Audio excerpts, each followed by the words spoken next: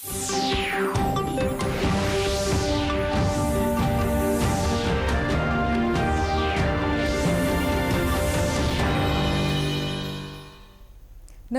उत्तराखंड समाचार में आपका स्वागत है। मैं कंचन नेगी। सबसे पहले मुख्य समाचार। राष्ट्रपति द्रौपदी मुर्मू आज शाम राष्ट्रपति भवन में प्रदान करेंगी पद्म पुरस्कार।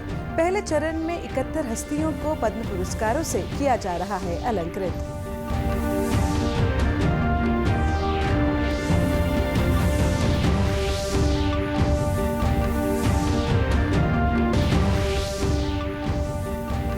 हरिद्वार में चारधाम यात्रा के लिए ऑफलाइन पंजीकरण की आज से शुरुआत। श्रद्धालुओं में दिखा खासा उत्साह।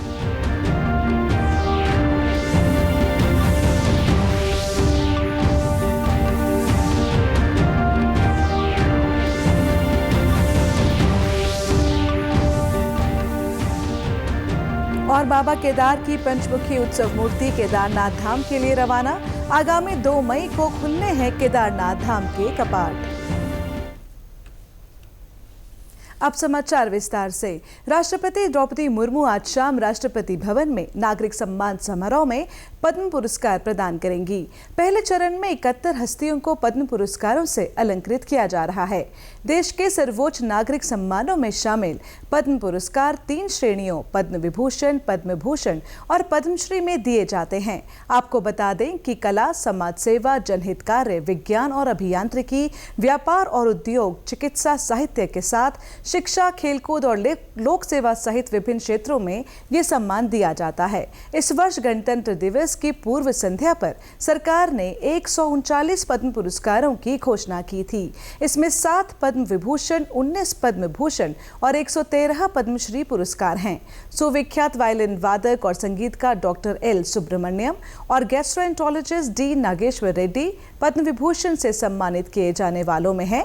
इसके साथ ही प्रख्यात लेखक, संपादक और प्रसार भारती के पूर्व अध्यक्ष ए सूर्य प्रकाश, अभिनेता अनंतनाग, नंदमुरी बालाकृष्ण और एस अजीत कुमार, भरतनाट्यम नृत्यांगना शोभना चंद्र कुमार और भारतीय हॉकी टीम के पूर्व कप्तान पी आर श्रीजेश पद्म भूषण पाने वालों में शामिल हैं। उत्तराखंड के तीर्थ स्थल हरिद्वार में चारधाम यात्रा के लिए ऑफलाइन पंजीकरण की प्रक्रिया आज सुबह 7 बजे से ऋषिकुल मैदान में शुरू हो गई है।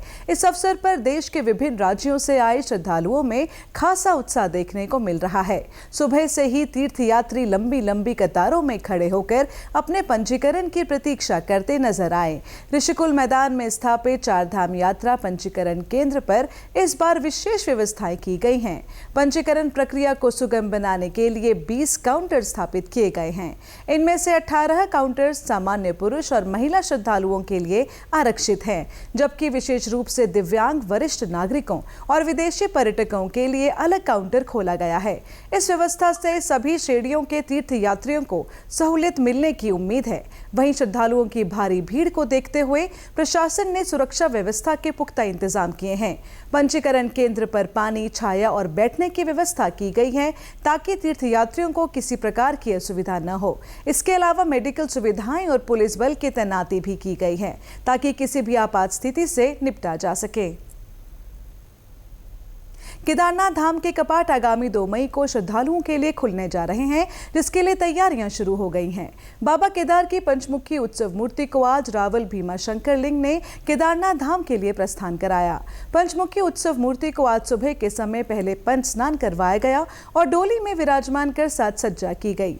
इस अवसर पर बाबा केदार के शीतकालीन प्रवास स्थल ओंकारेश्वर मंदिर ओखीमठ को भव्य रूप से फूलों से सजाया गया था और बड़ी संख्या में श्रद्धालु जन दर्शन को पहुंचे, जिसके बाद सुबह के समय भारतीय सेना के बैंड की भक्तिमय धुनों के साथ श्री केदारनाथ भगवान की पंचमुखी उत्सव मूर्ति को धाम के लिए रवाना किया गया। भगवान केदारनाथ की पंचमुखी उत्सव डोली विभिन्न स्थानों से श्रद्धालुओं को दर्शन देते हुए प्रथम पड़ाव श्री विश्वनाथ मंदिर गुप्तकाशी पहुंचेगी।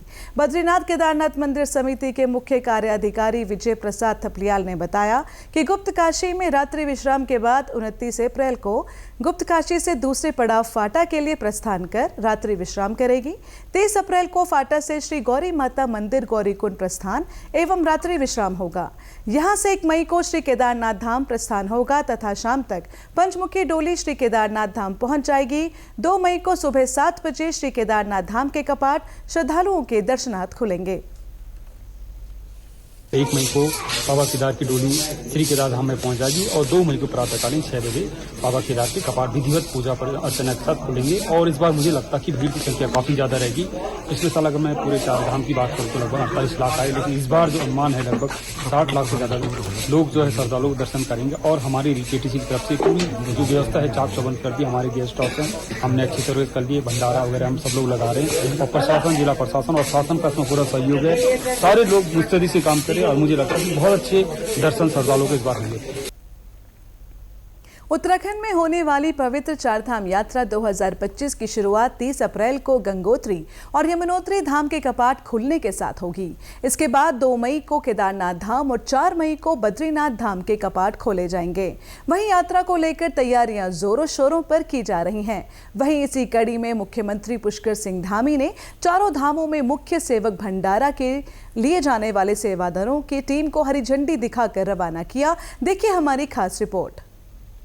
उत्तराखंड में होने वाली पवित्र चारधाम यात्रा 2025 की शुरुआत 30 अप्रैल को गंगोत्री और यमुनोत्री धाम के कपाट खुलने के साथ ही हो जाएगी।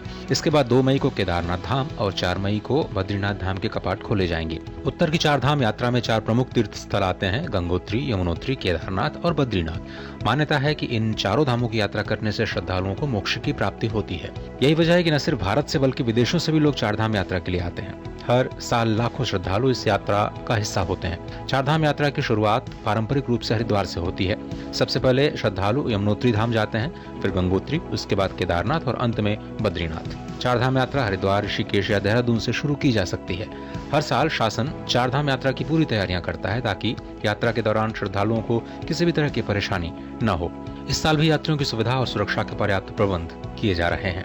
आगामी 30 अप्रैल से चारधाम यात्रा का विधिवत प्रारंभ हो जाएगा और उसके परिप्रेक्ष्य में पुलिस की जो तैयारियां हैं उसकी समीक्षा हम लोग लगातार कर रहे हैं और अब फाइनल स्टेज पे हम लोग ऑलमोस्ट सभी तैयारियां कर चुके हैं। हमारे सुरक्षा के जो प्रबंधन है वो किया गया है, साथ में सीसीटीवी फुटेज का भी हम लोग के द्वारा प्रॉपर कवरेज लिया गया है। इसके साथ ही जो ट्रैफिक मैनेजमेंट के लिए हम लोग ड्रोन्स का भी उपयोग करने जा रहे हैं और अगर ट्रैफिक का दबाव किसी क्षेत्र में ज़्यादा होगा उसके लिए हम लोगों के द्वारा विशेष प्रबंधन किए जा रहे हैं ताकि हमें उसका प्रॉपर फीड लगातार मिलता रहे। मुख्यमंत्री पुष्कर सिंह धामी ने रविवार को मुख्यमंत्री कैंप कार्यालय से मुख्य सेवक भंडारा के लिए चारों धामों में जाने वाले सेवादारों की टीम को हरी झंडी दिखाकर रवाना किया। मुख्य सेवक भंडारा के तहत चारधाम यात्रा में श्रद्धालुओं के लिए विभिन्न स्थानों पर भोजन व्यवस्था की जाएगी। इस मौके पर मुख्यमंत्री ने कहा कि चारधाम यात्रा शुरू होने वाली है और यात्रा के लिए पूरे राज्य में उत्साह का माहौल है। चारधाम यात्रा की तैयारियां पूरी तरह से हो चुकी हैं और लोग उत्साहित हैं।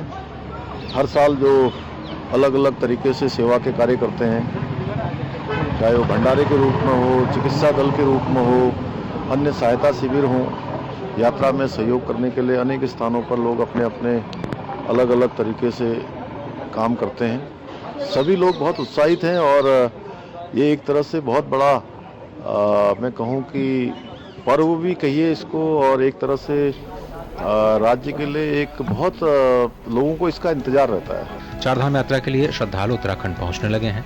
देवभूमि उत्तराखंड देश और विश्व भर से आने वाले श्रद्धालुओं के लिए पूरी तरह से तैयार है। प्रदेश में इस वक्त वनाग्नि का सीजन चल रहा है। गर्मी बढ़ने से जंगलों की आग कहीं भी और किसी भी समय धधक जाती है। ऐसे में उत्तराखंड वन विभाग के प्रमुख वन संरक्षक डॉक्टर धनंजय मोहन ने बताया कि जंगलों को आग से बचाने के लिए हर संभव कार्य किए जा रहे हैं। उन्होंने जानकारी देते हुए कहा कि इस साल जंगलों में लगने वाली आग को लेकर स्थिति पहले से बेहतर है। उन्होंने कहा कि साल के जंगलों को आग से बचाने के लिए छोटी छोटी कंट्रोल बर्निंग और पत्तियों को हटाने की प्रक्रिया जारी है। प्रदेश में वनाग्नि सीज़न प्रारंभ हो चुका है 15 फरवरी से, लेकिन हम लोगों ने सभी तैयारियां कर रखी हैं और इस वर्ष अगर अभी तक का देखें तो हमारे जो राष्ट्रीय स्तर पे जो सूचना एकत्रण होता है FSI द्वारा, तो हम अभी 31 मार्च तक अलर्ट्स की पोजीशन के हिसाब से हम लोग बहुत नीचे हैं, 19वें स्थान पे हैं देश में। तो अभी स्थिति बहुत अच्छी है, बहुत थोड़े अलर्ट्स आ रहे हैं जिसको अब हम बहुत एफिशिएंटली डील कर रहे हैं, क्योंकि अब ऐप के माध्यम से उनको सूचना भी जल्दी मिल रही है और जो हमारा लोएस्ट स्टाफ है उसको तुरंत सूचना मिल जाती है ऐप पे, तो तुरंत रिस्पांस टाइम हमारा काफ़ी कम हो गया है। इसके अलावा ये जो तलहटी वाले क्षेत्र हैं, फुटहिल्स और तराई वाले, वह साल के जंगल हैं और साल में इस समय बहुत ज़्यादा लीफ फॉल होता है, पत्ते गिरते हैं, तो सड़कों के किनारे और वो छोटी छोटी कंट्रोल बर्निंग हम लोग या पत्तों को का रिमूवल लीफ ब्लोअर से ये लगातार कर रहे हैं और ये हमारा करीब 15 दिन तक चलता रहेगा, जब तक इसमें लीफ फॉल चलता रहेगा, क्योंकि ये बहुत सूखा होता है और बहुत ज़्यादा क्वांटिटी में लीफ फॉल होता है, जिसकी वजह से अग्नि दुर्घटनाएं हो सकती हैं। तो प्रिवेंटिव मेजर की तरह से हम एक बहुत स्मॉल लेवल कंट्रोल बर्निंग कह लें आप इसको, और लीफ ब्लोअर का यूज़ करके इस तरह के ज्वलनशील मटीरियल को हम वल्नरेबल स्थानों से हटा रहे हैं। उन्होंने कहा कि ये समय पिरूल गिरने का भी है। सरकार ने पिरूल के दाम 3 रुपए प्रति किलो से बढ़ाकर 10 रुपए किलो कर दिए हैं, जिससे पिरूल इकट्ठा करने वालों की आमदनी में इजाफा तो होगा ही, साथ ही वनाग्नि को कम करने में मदद भी मिलेगी।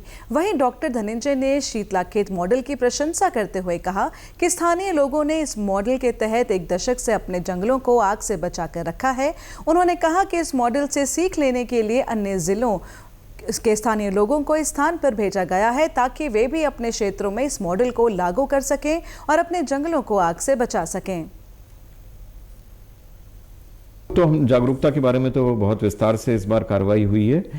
5000 से ज़्यादा अवेयरनेस प्रोग्राम्स किए गए हमारे, नवंबर से ही हमने शुरू कर दिए थे। उसके अलावा जो एक बार बहुत महत्वपूर्ण नवाचार किया है कि शीतलाखेत मॉडल, जहाँ पे स्थानीय लोगों ने कई 1 दशक से अधिक समय से अपने जंगल बचा के रखे हैं आग से, तो वहाँ पे हमने प्रदेश के अन्य भागों के ग्रामीणों को वहाँ भेजा, उनको एक एक्सपोजर विजिट पे, ताकि वो स्वयं देखें कि किस तरह की चीज़ें स्थानीय लोग कर सकते हैं और उससे आइडियाज़ लेके अपने क्षेत्रों में भी उस तरह के कार्य करें।